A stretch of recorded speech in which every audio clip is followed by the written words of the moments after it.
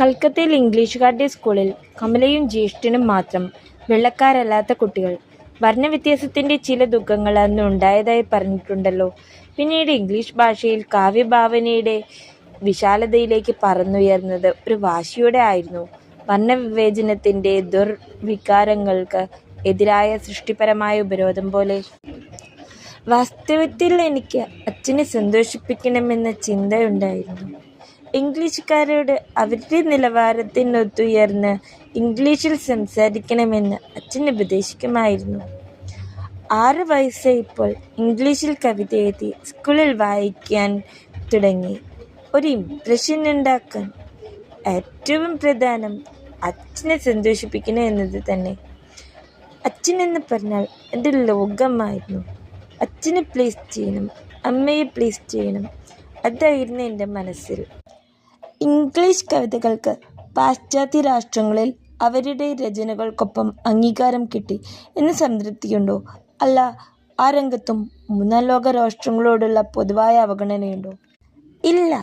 വിദേശത്ത് വെച്ച് എനിക്കൊരിക്കലും അവഗണന സഹിക്കേണ്ടി വന്നിട്ടില്ല. ഞാൻ പ്രത്യേകിച്ച് ഒരു ടെക്നിക്കൽ ആളാണ്. വേദിയിൽ കവിത വായിക്കുമ്പോൾ 2 മൈക്കുകൾ വേണമെന്ന് നിർബന്ധമുണ്ടായിരുന്നു. അന്ന് എനിക്ക് നല്ല ആരോഗ്യമായിരുന്നു. അങ്ങോട്ടും ഇങ്ങോട്ടും നടന്നുകൊണ്ടും നാടകീയതയോടെയുമാണ് വിദേശ വേദികളിൽ കവിതകൾ അവതരിപ്പിച്ചിരുന്നത്. ഒരു പുലി നടക്കുന്നത് പോലെ. എല്ലാവരും പറയും ഇവളൊരു പെൺപുലി തന്നെയാണ്.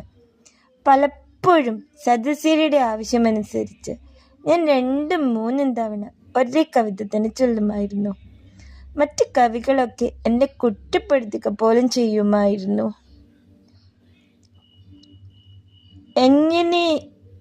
എന്താ ഇങ്ങനെ നാടകാഭിനയമെന്ന്. പക്ഷെ എനിക്ക് കവിത തിയേറ്റർ തന്നെയാണ് എന്നും. ഞാൻ ആദ്യം സദവനായി ഉൾക്കൊള്ളും. പിന്നെ അവരിൽ ഓരോരുത്തരിലും എത്തും വിധം ശബ്ദമുയർത്തി കവിത ആലപിക്കും. ഞാൻ ചില നാടകങ്ങളിൽ അഭിനയിച്ചിട്ടുണ്ട്. ശബ്ദ നിയന്ത്രണത്തിലൂടെ കേൾവിക്കാരെ പിടിച്ചെടുത്ത് എനിക്ക് കഴിഞ്ഞു. സ്വയം ആസ്വദിച്ചുകൊണ്ട് മറ്റുള്ളവരെ ആസ്വദിപ്പിക്കാൻ കഴിയണമെന്നതാണ് എൻ്റെ രീതി. ഞാൻ കവിതകൾ ചൊല്ലുന്നത് അങ്ങനെയാണ്. നമ്മൾ ഇന്ത്യക്കാർ പട്ടുസാരി എടുത്ത് എണ്ണ തേച്ച് കുളിച്ച് മുടി അയച്ചിട്ട് ഒരു പൊട്ടും തൊട്ട് നിന്നാൽ യാഥാസ്ഥിതികരായ ബ്രിട്ടീഷ് സദസ്സ് പോലും കൗതുകത്തോടെ ശ്രദ്ധിക്കും.